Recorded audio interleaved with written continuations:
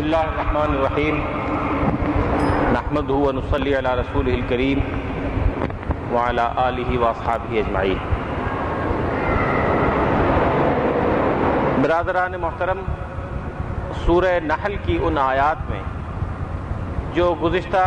چند ہفتوں سے خطبے کا گفتگو کا موضوع ہیں، ان سب میں سلسلے بیان ایک تسلسل کے ساتھ جاری ہے۔ اس پوری صورت کا بنیادی مضمون بھی یہی ہے، اور ایک طویل سلسلے بیان میں مختلف انداز سے، مختلف اسالیب سے اللہ رب العزت نے اس اہم حقیقت کو ذہن نشین کرانے کی کوشش کی ہے جو ان آیات مبارکہ کا بنیادی موضوع اور اہم مضمون ہے۔ لیکن اس پر غور کرنے سے پہلے ایک اہم چیز جو ہر انسان اور بالخصوص ہر مسلمان کے پیش نظر رہنی چاہیے، وہ یہ ہے کہ انسان اور غیر انسان، اللہ کی مخلوقات میں انسان اور دوسرے جانداروں کو جو چیز ممیز کرتی ہے، ایک دوسرے سے امتیاز بخشتی ہے، وہ بنیادی چیز ہے، ایسی خصوصیت ہے کہ جس کو پیش نظر رکھے بغیر قرآن مجید کی ان آیات اور ان آیات میں پنہاں سبق اور درس سے استفادہ کرنا بڑا مشکل ہے۔ انسان اور جانوروں کو یہ چیز ممیز نہیں کرتی کہ انسان اپنے لیے بڑی بڑی عمارتیں تعمیر کرتے ہیں، انسان کو یہ چیز بھی ممیز نہیں کرتی کہ انسان بہت اچھا لباس اپنے لیے تیار کرتا ہے۔ اس لیے کہ گرمی اور سردی سے بچاؤ کرنا، موسم کی سختیوں سے اپنے کو محفوظ رکھنا، یہ جانوروں کا بھی خاصہ ہے، انسان کا بھی خاصہ ہے۔ کئی جانور ایسے ہیں جو اپنے لیے بہت اعلیٰ قسم کے گھر بناتے ہیں، ان آیات میں ان کی نشاندہی کی گئی۔ کئی جانور ایسے ہیں جو اپنے لیے بہت اعلیٰ قسم کا لباس تیار کر لیتے ہیں، بہت مضبوط قسم کی پناہ گاہ تیار کرتے ہیں، اور نہایت لطیف انداز سے اپنے لیے گرمی اور سردی سے بچنے کا سامان پیدا کرتے ہیں۔ لہٰذا یہ چیز انسانوں اور جانوروں کو ممیز نہیں کرتی، نہ یہ چیز انسانوں اور جانوروں کو ممیز کرتی ہے کہ انسان اپنے لیے کھانے پینے کا بہت اچھا سامان تیار کرتا ہے۔ اس لیے کہ بہت سے جانور ہیں جو عجیب و غریب انداز سے اپنے لیے خوراک تیار کرتے ہیں، اور اللہ رب العزت نے ان کے لیے ایسے اسباب غیب سے پیدا کیے ہیں کہ انسان کی عقل حیران ہو جاتی ہے۔ دنیا کے جنگلات میں ایک ایسا پرندہ پایا جاتا ہے جس کے لیے خوراک کا سامان اللہ رب العزت نے عجیب و غریب پیدا کیا ہے، اس کے علاوہ اس کی کوئی اور خوراک نہیں ہے۔ یہ پرندہ صرف ان جنگلات میں پایا جاتا ہے جن جنگلات میں شیر پایا جاتا ہے، اور جب شیر اپنا شکار کرنے کے بعد، اپنی خوراک کا تقاضا پورا کرنے کے بعد فارغ ہو کر بیٹھتا ہے، تو اس کے دانتوں کی ریخوں میں جو گوشت کے ٹکڑے پھنس جاتے ہیں، اس کو نکالنے کے لیے خاص ایک پرندہ اللہ نے متعین کیا ہے، جس کی بڑی لمبی چونچ ہے، سخت ہے، نوکدار ہے، اور خلال کا کام کرتی ہے۔ شیر اپنا منہ کھول کر بیٹھ جاتا ہے، وہ پرندہ اس کے منہ کے اندر داخل ہوتا ہے اور اس کے دانتوں کی ریخوں سے گوشت کے ذرے نکال کر کھاتا ہے۔ یہی اس کی خوراک ہے، اس کے علاوہ اس کی کوئی خوراک نہیں۔ تو کہنے کا مقصد یہ ہے کہ خوراک میں جدت پیدا کرنا اور ایسے ایسے اسباب اور وسائل تلاش کرنا جہاں انسان کی عقل نہ پہنچ سکتی ہو، یہ محض انسان کے ساتھ خاص نہیں ہے، بلکہ بہت سے پرندے ایسا کرتے ہیں۔ یہ بات کہ رنگا رنگ پھولوں سے طرح طرح کا رس حاصل کیا جائے، اس کو چوسا جائے، اس کو چوس کر پھر محفوظ رکھا جائے، یہ کسی انسان کی عقل میں نہیں آ سکتا۔ لہذا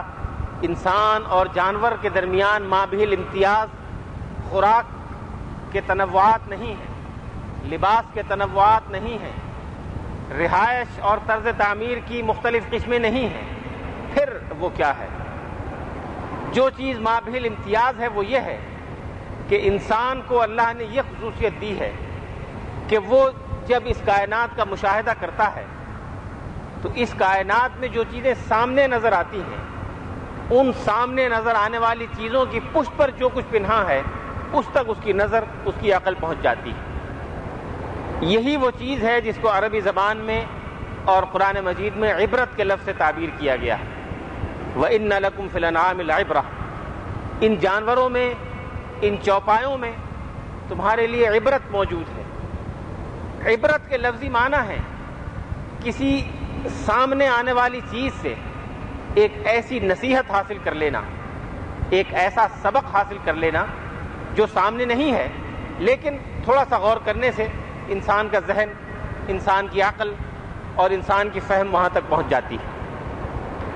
یہ جو پورا سلسلہ بیان ہے جو گزشتہ 3-4 ہفتوں سے جاری ہے، اس میں عبرت ہی کے مختلف پہلوؤں کی طرف توجہ دلائی گئی ہے کہ اس کائنات میں مختلف چیزیں جو عام طور پر ہر دیکھنے والا دیکھتا ہے، جن کو ہر سننے والا سنتا ہے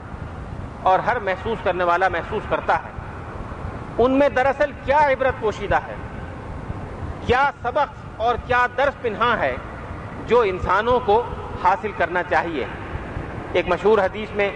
حضور علیہ الصلوۃ والسلام نے ارشاد فرمایا کہ السعید من وعظ بغیرہ، کہ نیک بخت وہ ہے کہ جو دوسروں کو دیکھ کر سبق حاصل کرے۔ اپنے پر بیتے اس کو سبق حاصل کر لینا یہ تو ہر جانور بھی کرتا ہے، یہ تو کتے اور بلی بھی کرتے ہیں۔ ایک کتے کو آپ اپنے دروازے سے 2 مرتبہ مار کر نکال دیجئے، تیسری مرتبہ نہیں آئے گا۔ بلی کو 2 مرتبہ غسل خانے سے، اپنے باورچی خانے سے نکالیے، تیسری مرتبہ داخل نہیں ہوگی۔ اپنے پر بیت جائے پھر سبق حاصل کریں، یہ تو ہر جاندار کرتا ہے، کتا بھی کرتا ہے، بلی بھی کرتی ہے، پرندہ بھی کرتا ہے، ہر شخص کرتا ہے، ہر جانور کرتا ہے۔ انسان کا امتیاز یہ نہیں ہے کہ جب مجھ پہ گزرے گی پھر سبق حاصل کروں گا، یہ انسان کا کام نہیں ہے، یہ کتے اور بلی کا کام ہے۔ انسان کا کام یہ ہے کہ دوسرے کو دیکھ کر نصیحت حاصل کرے۔ اگر دوسرے پر کوئی مشکل آئی ہے، اگر دوسرے کو اللہ نے مال و دولت دے کر آزمایا ہے، اگر دوسرے کو بیماری اور خوف میں مبتلا کر کے آزمایا ہے، اگر دوسرے کو کسی اور انداز سے آزمایا ہے، تو پھر میرا کام یہ ہونا چاہیے کہ میں اس کو دیکھ کر سبق حاصل کروں اور اس کا منتظر نہ رہوں کہ وہ امتحان مجھ پر آئے گا تو میں سبق حاصل کروں گا۔ یہ ہے دراصل عبرت کے معنی اور یہ ہے عبرت کا مفہوم۔ ایک مشہور حکیم سے کسی نے پوچھا، مشہور دانشور سے، کہ آپ نے اتنی عقل اور فہم کیسے حاصل کی؟ آپ دنیا کے بڑے دانا اور بینا مشہور ہیں، آپ کی عقل مندی کا 4 دانگ عالم میں چرچا ہے، تو آپ نے اتنی عقل کہاں سے سیکھی؟ اس نے جواب دیا، بیوقوفوں کو دیکھ کر۔ پوچھنے والے نے پوچھا کہ بیوقوفوں سے دانش اور عقل کیسے حاصل کی؟ تو جواب دیا کہ جب میں نے کسی شخص کو دیکھا کہ بیوقوفی کا کام کر رہا ہے، جب میں نے یہ دیکھا کہ بے تدبیری کا ارتکاب کر رہا ہے، میں نے اس کو نوٹ کر لیا، اپنے ذہن میں لکھ لیا، دل میں لکھ لیا اور طے کیا کہ میں یہ کام نہیں کروں گا۔ لہٰذا عقل آتی گئی، بے تدبیری جتنی چھٹتی جائے گی عقل آتی جائے گی۔ بے عقلی اور عقل ان دونوں کا آپس میں تعارض ہے۔ بے عقلی ختم کر دیجئے عقل آ جائے گی، عقل ختم کر دیجئے بے عقلی آ جائے گی۔ تو جتنی بے عقلی ختم ہوتی گئی میں عقل سیکھتا گیا اور اب میری شہرت پوری دنیا میں بطور ایک عقل مند کے، بطور دانا اور بینا انسان کے قائم ہو چکی ہے۔ یہی وہ اسباق ہیں جو ان ساری آیات میں پنہا ہیں۔ بظاہر یہ ایک عام سی بات ہے کہ تم شہد کی مکھی کو دیکھو کہ شہد پیدا کرتی ہے، جانور کو دیکھو کہ اس کے روئیں سے تمہارے لیے لباس بنتا ہے، فلاں جاندار کے چمڑے سے تم خیمہ بناتے ہو اور چمڑا بناتے ہو، فلاں کام کرتے ہو، فلاں کام کرتے ہو۔ یہ سارا سلسلہ بیان جو آپ گزشتہ 3-4 ہفتوں سے دیکھ رہے ہیں،